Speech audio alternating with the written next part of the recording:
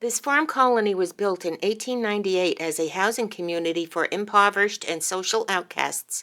At this time, Staten Island became a borough of New York City, and the city then assumed responsibility for the property.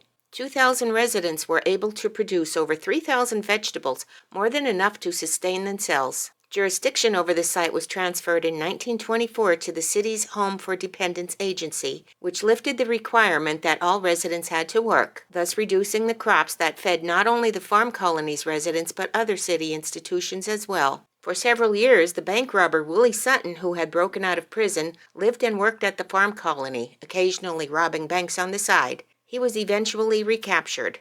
Until the 1930s, many of the residents were elderly. This number declined after Social Security system was adopted, and the numbers dropped even farther when drugs like Thorazine came into use.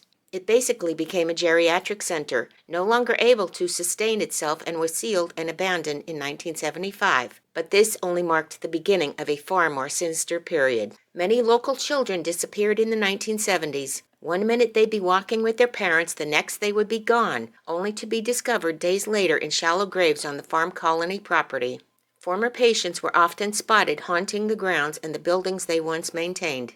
Graffiti artists, paintballers, partiers, and satanic worshippers also frequented the colony.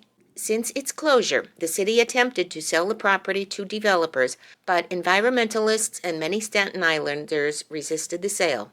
A portion of it was turned into a park, and the remaining 70 acres were designated as a national landmark in 1985.